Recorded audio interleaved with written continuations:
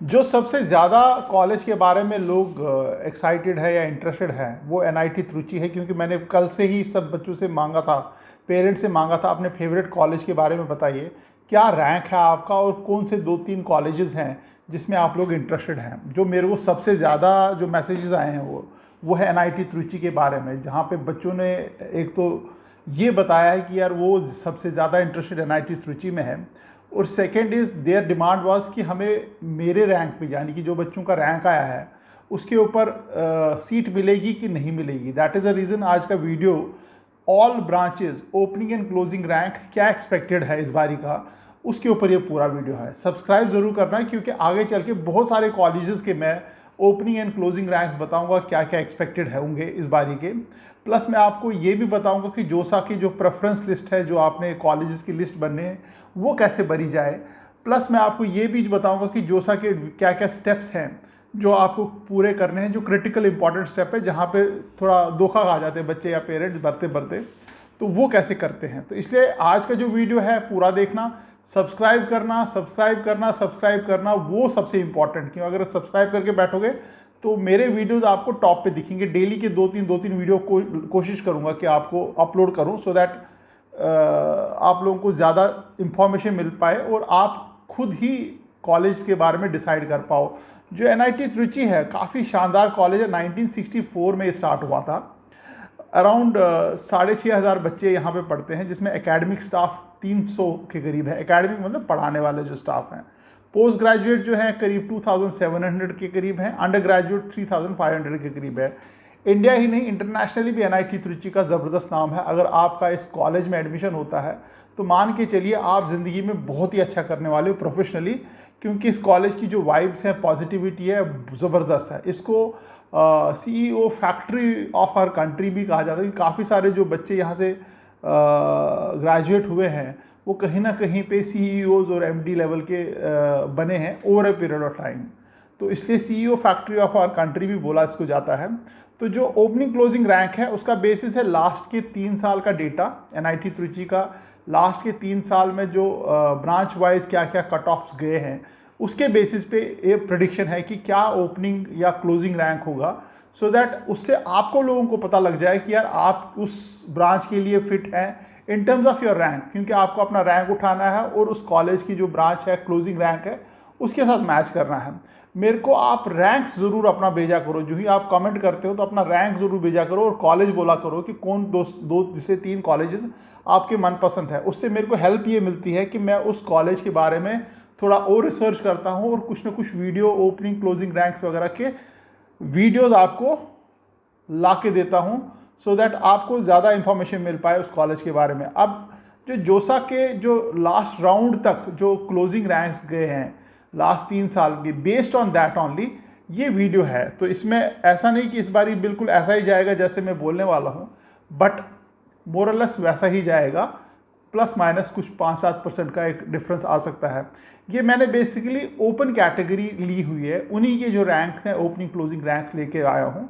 मैं बाकी कैटेगरीज में नहीं जा रहा हूँ, क्योंकि वो थोड़ा सा काफ़ी वेरिएशन होता है उसमें।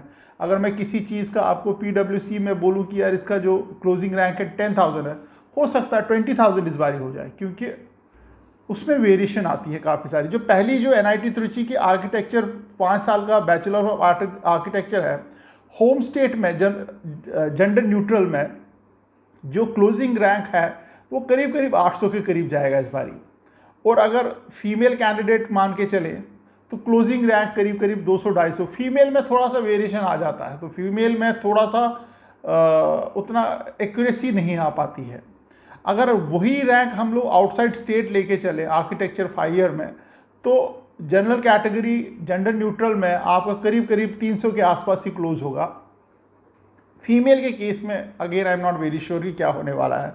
दूसरी जो ब्रांच है केमिकल टेक्नोलॉजी, कोई ऑर्डर नहीं है बट एक रैंडम सा ऑर्डर ले रखा है। केमिकल टेक्नोलॉजी होम स्टेट के लिए करीब करीब 20 से 22 हज़ार के बीच में क्लोज होगा। यानी कि अगर आपका 20 से 22 हज़ार का रैंक है, होम स्टेट आपका ये है, तो आप होम स्टेट कैटेगरी में आते हैं, तो आपका 20 से 22 हज़ार में केमिकल मिल जाएगा। और फीमेल कैंडिडेट है, होम स्टेट आपका कैटेगरी में आते हैं, तो करीब 30 to 35 के बीच में आपका क्लोजिंग रैंक आएगा। यानी कि उस रैंक में आपको केमिकल इंजीनियरिंग मिलेगा। वहीं आउटसाइड स्टेट में 15,000 के आसपास ये क्लोज हो जाएगा ब्रांच, यानी कि आपका 14 इज़ अ सेफ फिगर। 14,000 आपका अगर रैंक है केमिकल टेक्नोलॉजी NIT त्रिची में आपको मिल सकता है आउटसाइड स्टेट के लिए। सिमिलरली फीमेल कैंडिडेट के लिए 22,000 से 25,000 के बीच में ये क्लोज हो जाएगा, यानी कि आपका अगर फीमेल कैंडिडेट है 22 से 25,000 के बीच में आपका रैंक है तो हो सकता है ये कॉलेज मिल पाए, अदरवाइज काफ़ी टफ है ये मिलना केमिकल इंजीनियरिंग। उसके बाद सिविल इंजीनियरिंग का बात करते हैं। होम स्टेट के लिए, जनरल न्यूट्रल के लिए ये अराउंड 35 टू 40,000 के बीच में क्लोज होगा इस बारी का। 35 टू 40,000 सिविल इंजीनियरिंग की बात कर रहा हूँ मैं, केमिकल नहीं, सिविल इंजीनियरिंग की बात कर रहा हूँ मैं NIT त्रिची की। वहीं फीमेल कैंडिडेट के केस में अराउंड 45 टू 50,000 के बीच में क्लोज होगा।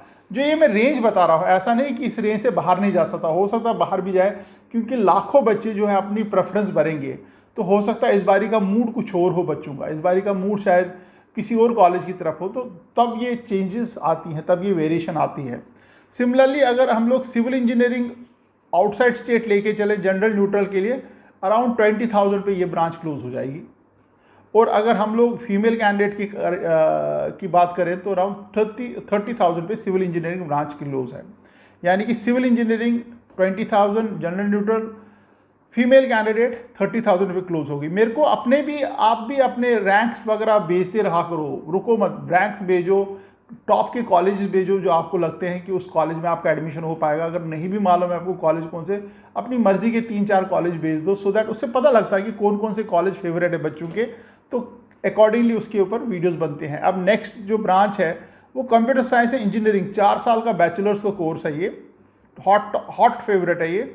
होम स्टेट में 4,000 रैंक, यानी कि रैंकर जो होंगे 4,000 होम स्टेट में क्लोज हो जाएगी ये ब्रांच। 4,200, 4,000, 3,800 के आसपास से क्लोज हो जाएगी, यानी कि आपका रियली बहुत अच्छा रैंक होना चाहिए तब का आपके कंप्यूटर साइंस मिलेगा होम स्टेट। वही फीमेल कैंडिडेट में कोई ज़्यादा राहत नहीं है, वो भी 5,000 के आसपास क्लोज हो जाएगा। फीमेल कैंडिडेट में भी कोई ज़्यादा ये लिबर्टी नहीं है, 5,000 आपका रैंक है तब ये क्लोज हो चुका होगा ब्रांच, अगर 5,000 के विद इन है, प्लस माइनस 100-200। अगर आउटसाइड स्टेट है तब तो बिल्कुल ही इट्स मतलब कट थ्रोट कॉम्पिटिशन जिसको बोलते हैं, 700 से 900 के बीच में क्लोज हो जाएगा। Computer science NIT Trichy, outside state, general neutral 700 से 900 के बीच में क्लोज हो जाएगा। और फीमेल कैंडिडेट के केस में तो ये 1500 से 1800 के बीच में क्लोज हो जाएगा। फिर नेक्स्ट जो ब्रांच है electrical and electronics engineering, home state के केस में 12,000 से 14,000 के बीच में क्लोज हो जाएगी। सेफ 11,000 है, अगर 11,000 रैंक है इलेक्ट्रिकल एंड इलेक्ट्रॉनिक्स इंजीनियरिंग आपको मिल सकती है होम स्टेट, जनरल न्यूट्रल। वहीं फीमेल कैंडिडेट्स के लिए 14 से 15,000 के बीच में क्लोज हो जाएगी ब्रांच। तो इसलिए आपका इससे कम अगर आपका रैंक है तो आपको मिलने के चांसेस है, अदरवाइज नहीं है। वहीं ये outside state again very cut throat, 6 से 6,500 के बीच में अगर आपका रैंक है तो अब आपको मिल सकता है आउटसाइड स्टेट, जनरल न्यूट्रल। वही फीमेल कैंडिडेट के केस में कोई ज़्यादा फर्क नहीं है, 8,000 के आसपास आपका रैंक होना चाहिए और मिल जाएगी आपको ब्रांच। उससे ज़्यादा हुआ तो मिलना मुश्किल है, चांस की बात है, लक की बात है, मिल सकता है। उसके बाद जो है इलेक्ट्रॉनिक्स एंड कम्युनिकेशन इंजीनियरिंग है, अभी तक बात कर रहा